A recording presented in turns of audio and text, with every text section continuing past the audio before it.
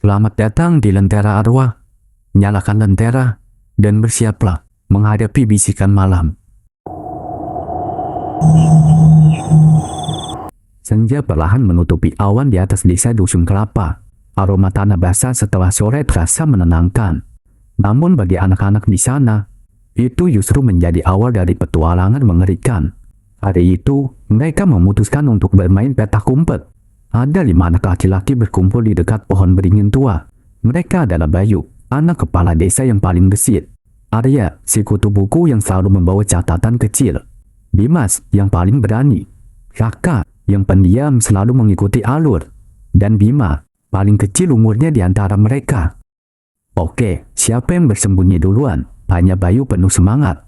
Aku aja, jawab Dimas. Langsung berlari menuju pohon bambu di ujung desa. Bayu menutup mata dan mulai menghitung mundur. Arya mencari tempat persembunyian di balik tumpukan kayu bakar dekat rumah Pak Harto. Raka bersembunyi di balik gerobak sapi yang sudah tak terpakai. Sementara Bima, ia memilih bersembunyi di balik semak bunga mawar dekat rumah Bu Sarti. Setelah selesai menghitung, Bayu membuka mata. Aku datang, ucap Bayu. Mulai mencari teman-temannya. Ia menemukan Arya dengan mudah, bersembunyi di belakang kayu bakar. Kemudian, ia menemukan Raka yang tertidur di dalam gerobak sapi. Dimas mana ya? Kok susah banget dicari? Tanya Bayu, mulai sedikit gelisah. Mungkin dia lagi di kebun bambu, jawab Arya sambil tersenyum. Mereka bertiga menuju perkebunan bambu, memanggil nama Dimas. Dimas, Dimas, di mana kamu? Namun, Dimas tidak ada jawaban. Mereka mencari di antara rimbunan pohon bambu, menyusuri jalan setapak kecil. Semakin lama mencari, semakin terasa aneh perasaan mereka. Udara semakin terasa dingin, dan suara mendadak hening, seakan suasana berubah mencekam. Dimas, kalau ini cuma bercanda, enggak lucu, teriak Bayu. Suaranya mulai panik. Mereka terus mencari hingga larut malam. Rasa ketakutan mulai muncul di hati mereka. Dimas masih belum ditemukan. Kita harus minta tolong warga desa, ucap Arya. Suaranya gemetar. Mereka berlari kembali ke desa, melaporkan kejadian tersebut kepada kepala desa dan orang tua Dimas. Seketika, Dusun Kelapa dibuat heboh. Warga mulai keluar rumah, membawa obor dan senter. Bergabung dalam pencarian Dimas. Kepala desa, Pak Kuncoro, adalah seorang bijaksana dan disegani di desa. Setelah mendengar laporan Bayu, Arya dan Raka, ia langsung mengumpulkan warga di balai desa. Kita semua harus cari Dimas secepatnya, kata Pak Kuncoro dengan nada serius. Tapi kita juga harus berhati-hati, karena 7 hari terakhir ada bisikan penampakan Wewe Gombel.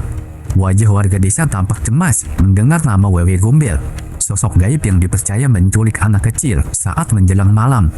Sosok itu menjadi momok menakutkan bagi warga desa Kelapa.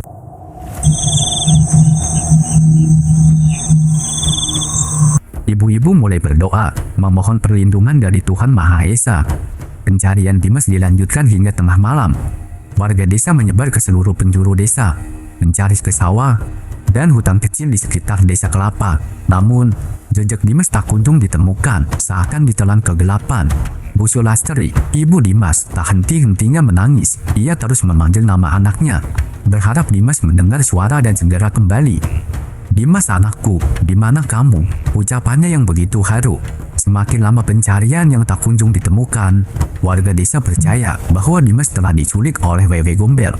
Beberapa warga bahkan mengaku sempat melihat penampakan perempuan berambut panjang berpakaian putih di dekat pohon bambu. Keesokan harinya, pencarian Dimas dilanjutkan dengan melibatkan paranormal lokal.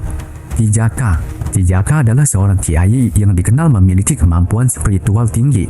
Ia tiba di desa Kelapa dengan menunggang kuda putih. Wajahnya nampak serius dengan penuh kewaspadaan. Setelah melakukan ritual kecil di balai desa, Kijaka memimpin warga desa menuju perkebunan bambu. Ia membawa kompas dan beberapa jimat. Sambil membacakan mantra-mantra kuno, Wewe Gombel memang ada di sini, kata Kijaka. Energinya sangat kuat. Ia menyembunyikan Dimas di tempat yang tak bisa dilihat mata manusia biasa. Kijaka menutup mata, berfokus penuh. Kemudian, ia menunjuk ke arah gundukan tanah yang tertutup rumput liar. Di sanalah Dimas disembunyikan, tapi kita tidak bisa membawa keluar dengan cara biasa. Kita harus melakukan ritual khusus untuk membebaskannya. Ritual yang dilakukan Ki Jaka sangatlah rumit, harus membutuhkan persiapan yang matang. Ia meminta warga desa untuk mencari bunga melati putih, kemenyan, dan nasi ketan. Kemudian, ia membacakan mantra-mantra dan menaburkan bunga putih di sekitar gundukan tanah. Selama ritual berlangsung, suasana di perkebunan bambu menjadi mencekam.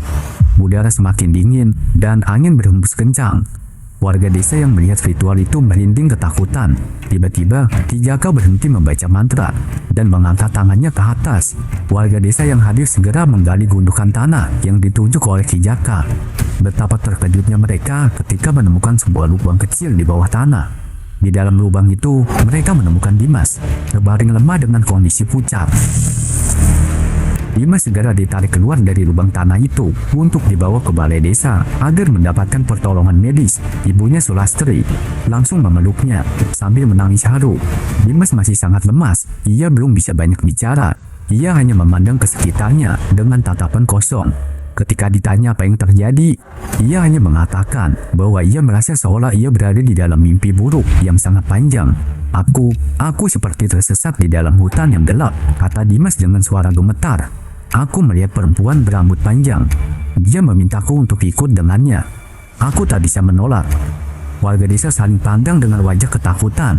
Mereka semakin yakin bahwa Dimas telah diculik Wewe Gombel. Setelah mendapatkan pertolongan medis, Dimas dibawa pulang ke rumahnya. Ia dirawat dengan intensif. Meskipun secara fisik ia sudah pulih, namun secara psikologis ia masih sangat trauma. Beberapa hari kemudian, setelah kejadian tersebut, Dusun Kelapa masih dihantui suasana ketakutan. Warga desa enggan untuk keluar rumah ketika menjelang malam, dan anak-anak dilarang untuk bermain sendirian. Pak Kunchoro memutuskan untuk mengadakan upacara keselamatan untuk mengusir Wewe Gombel dari desa Kelapa. Upacara tersebut dihadiri oleh seluruh warga desa dan dipimpin oleh Ki Jaka. Selama upacara berlangsung, Ki Jaka membacakan mantra dan membakar dupa. Ia juga meminta warga desa untuk memperbanyak ibadah dan berdoa. Setelah upacara selesai, suasana Dusun Kelapa mulai membaik. Warga desa merasa mulai lebih tenang dan percaya diri. Kejadian yang menimpa Dimas tetap menjadi misteri yang belum terpecahkan. Apakah benar Dimas diculik Wewe Gombel atau ada penjelasan lain yang lebih logis? Sebagian warga desa lain percaya Dimas hanya berhalusinasi akibat terlalu lelah dan ketakutan. Namun, sebagian besar warga desa tetap meyakini bahwa Dimas telah dibawa ke alam gaib oleh Wewe Gombel. Beberapa waktu kemudian, Arya mencoba berbicara dengan Dimas tentang kejadian tersebut. Dimas, apa kamu benar melihat Wewe Gombel? Tanya Arya dengan hati-hati. Dimas terdiam sejenak, lalu menggelengkan kepalanya. Aku tidak tahu. Aku tidak yakin apa yang aku lihat itu nyata atau halusinasi saja. Mungkin kamu hanya bermimpi, kata Arya mencoba menenangkan. Tapi, rasanya sangat nyata, jawab Dimas. Aku bisa merasakan hawa dinginnya. Aku mencium aroma busuknya. Arya terdiam, ia tidak tahu harus berkata apa lagi. Ia hanya berharap segera pulih temannya dari traumanya. Waktu terus berjalan. Dimas tumbuh menjadi seorang pemuda kuat dan berani. Ia berhasil mengatasi traumanya dan melanjutkan hidupnya. Namun, ia tak pernah melupakan kejadian yang menimpanya di masa kecil. Ia selalu ingat tentang Wewe Gombel, sosok gaib yang pernah menculiknya dan membawanya ke alam goib. Ia menyadari bahwa legenda tentang Wewe Gombel bukanlah sekedar cerita belaka. Ia adalah sebuah peringatan bagi warga desa Dusun Kelapa agar selalu waspada dan menjaga anaknya dari bahaya yang mengintai dari kegelapan. Sebagai pengingat akan kekuatan gaib itu nyata yang masih bersemayam di bumi Pritiwi. Senja di Dusun Kelapa tetaplah senja yang menyimpan misteri. Dan embusan angin di perkebunan bambu seakan masih membisikkan nama Wewe Gombel.